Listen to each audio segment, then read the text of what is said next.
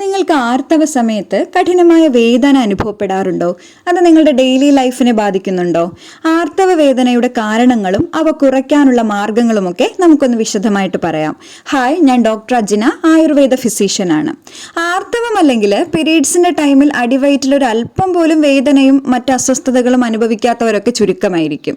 Periods ആവുന്ന സമയങ്ങളിൽ വയറുവേദന, നടുവേദന, കാലുകൾക്കുണ്ടാകുന്ന മരവിപ്പ്, കാലുകളിൽ ഉണ്ടാകുന്ന കഴപ്പ്, സ്തനങ്ങളിൽ വേദന, തലവേദന, മാനസികമായ പിരിമുറുക്കം, വിഷാദം, ഛർദി, മനം പുരട്ടൽ, ദേഷ്യം തുടങ്ങി പല പല വിഷമഘട്ടങ്ങളിലൂടെയാണ് ഈ സമയത്ത് സ്ത്രീകൾ കടന്നു പോകുന്നത്.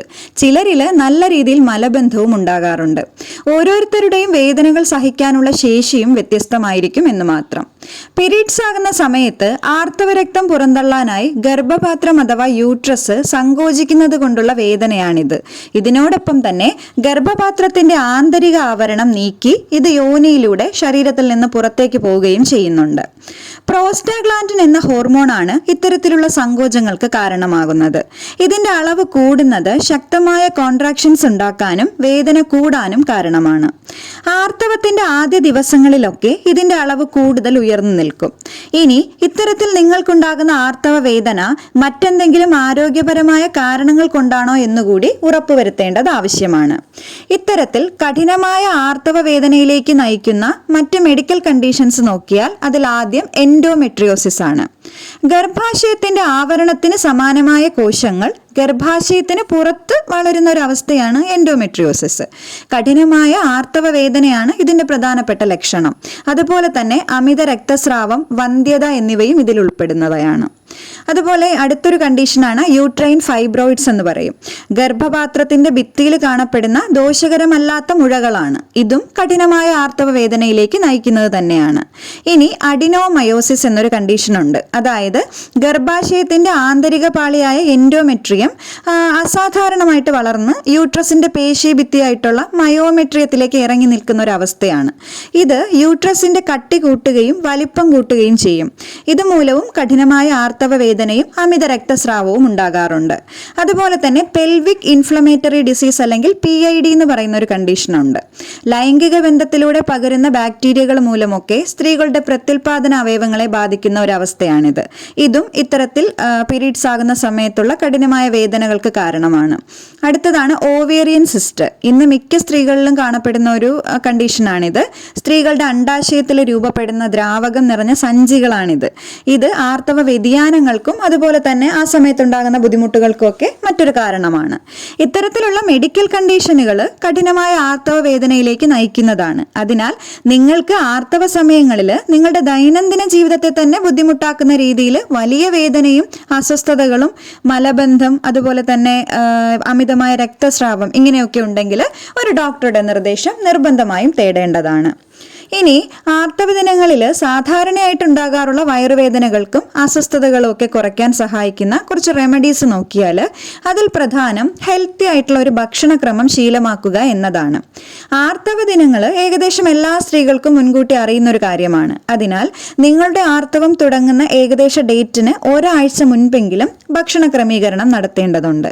അതിനായിട്ട് എണ്ണയിൽ വറുത്തതും അമിതമായിട്ട് എരിയും പുളിയും ഒക്കെ ഉള്ളവയും ബേക്കറി സാധനങ്ങൾ അതുപോലെ കൊഴുപ്പ് കൂടിയ ഭക്ഷണങ്ങളും ഒക്കെ ഒഴിവാക്കിയിട്ട് ധാരാളം ഫൈബർ കണ്ടന്റ് അല്ലെങ്കിൽ നാരുകൾ അടങ്ങിയതും കൊഴുപ്പ് കുറഞ്ഞതുമായ ഇപ്പൊ ധാന്യങ്ങളാണെങ്കിൽ അതിൽ അരി, ഗോതമ്പ്, അതുപോലെ പയറുവർഗ്ഗങ്ങൾ, ബീൻസ്, ഇനി പച്ചക്കറികളിലാണെങ്കിൽ ചീര, മുരിങ്ങയില എന്നിവ, അതുപോലെ തന്നെ പഴങ്ങൾ, നട്ട്സ് ഇവയൊക്കെ ഉൾപ്പെടുത്തണം.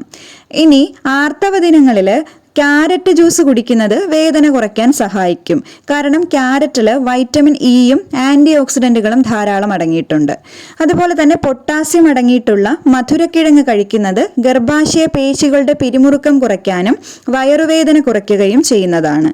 അതുപോലെ ഈ മധുരക്കിഴങ്ങിൽ തന്നെ ഫൈബർ കണ്ടന്റും അതുപോലെ പൊട്ടാസ്യവും നല്ല രീതിയിൽ അടങ്ങിയിട്ടുണ്ട്. ഇത് ആർത്തവ സമയത്തുണ്ടാകുന്ന വയറുവീർക്കൽ അല്ലെങ്കിൽ ബ്ലോട്ടിംഗ് ഒക്കെ കുറയ്ക്കാനും സഹായിക്കും. ഇനി ആർത്തവം ആരംഭിക്കുന്നതിന് ഒരാഴ്ച മുൻപേ വെള്ളത്തിൽ കുതിർത്ത് വെച്ച ഉണക്കമുന്തിരി കഴിക്കുന്നത് നല്ലതാണ്. മുളപ്പിച്ച പയറുവർഗ്ഗങ്ങളും ഇതിനൊപ്പം നമുക്ക് ഭക്ഷണത്തിൽ ഉൾപ്പെടുത്താം. കുടിക്കാൻ ഉപയോഗിക്കുന്ന വെള്ളത്തിൽ തുളസിയിലയോ പുതിനയിലയോ ചേർക്കുന്നത് ആർത്തവ വേദന കുറയ്ക്കാൻ സഹായിക്കും. അതുപോലെ പ്രധാനപ്പെട്ട മറ്റൊന്നാണ് പപ്പായ.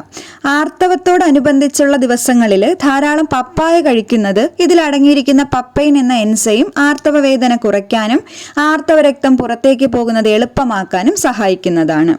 ഓറഞ്ച്, നാരങ്ങ എന്നിവ അയണിന്റെ കണ്ടന്റ് കൂട്ടാൻ സഹായിക്കുന്നതിനാൽ അതും ഭക്ഷണത്തിൽ ഉൾപ്പെടുത്താം. ജാതിക്ക ഭക്ഷണത്തിൽ ഉൾപ്പെടുത്തേണ്ടതും ആവശ്യമാണ്. ആർത്തവം തുടങ്ങുന്നതിന് 2 ദിവസം മുൻപ് മുതൽ ആർത്തവത്തിന്റെ 3-ാം ദിവസം വരെയൊക്കെ ചുക്കുപൊടി കഴിക്കുന്നത് വേദനയും അസ്വസ്ഥതകളും കുറയ്ക്കാൻ സഹായിക്കും. കൂടാതെ ഈ ദിവസങ്ങളിൽ പെരുംജീരകം, ഉലുവ എന്നിവയിട്ട് തിളപ്പിച്ച വെള്ളം കുടിക്കാവുന്നതാണ്. ഇഞ്ചിച്ചായയിൽ തേൻ ചേർത്ത് കഴിക്കുന്നതും വേദന കുറയ്ക്കാൻ മറ്റൊരു മാർഗമാണ്. അതുപോലെ ആർത്തവം ആരംഭിക്കുന്നതിന് ഒരു 5 ദിവസം മുൻപൊക്കെ ക്ലോക്ക് വൈസ് ഡിറക്ഷനിൽ പതിയെ വയറിൽ ചെറിയൊരു മസാജ് ഒക്കെ കൊടുക്കുന്നത് ആർത്തവ സമയമാകുമ്പോൾ ഉണ്ടാകുന്ന വേദനയ്ക്കും ആ സമയത്തുണ്ടാകുന്ന കോൺസ്റ്റിപ്പേഷൻ അഥവാ മലബന്ധം കുറയ്ക്കാനും സഹായിക്കുന്ന ഒരു റെമഡിയാണ്. അവക്കാഡോ ഈ സമയത്ത് കഴിക്കുന്നത് ഇത്തരത്തിലുള്ള ബുദ്ധിമുട്ടുകൾ കുറയ്ക്കാൻ സഹായിക്കും. അതുപോലെ തന്നെ ആർത്തവ സമയങ്ങളിൽ പൈനാപ്പിൾ കഴിക്കുന്നതും നല്ലതാണ്. ഇത്തരത്തിലുള്ള ഹോം റെമഡീസ് ഒക്കെ ഈ സമയങ്ങളിൽ ഈ ബുദ്ധിമുട്ടുകളൊക്കെ കുറയ്ക്കാൻ വേണ്ടിയിട്ട് നിങ്ങൾക്കൊന്ന് ചെയ്തു നോക്കാവുന്നതാണ്. പ്രധാനമായിട്ടും ഇത്രയും കാര്യങ്ങളൊക്കെയാണ് ഈ ഒരു ടോപ്പിക്കുമായിട്ട് ബന്ധപ്പെട്ട് പറയാനുള്ളത്. നിങ്ങൾക്ക് ഇതുമായിട്ട് ബന്ധപ്പെട്ട് ഇനി എന്ത് സംശയങ്ങളാണെങ്കിലും കമൻസിലൂടെ ചോദിക്കാം. വീഡിയോ ഇഷ്ടമായെങ്കിൽ please do like, share, comment and subscribe. Thank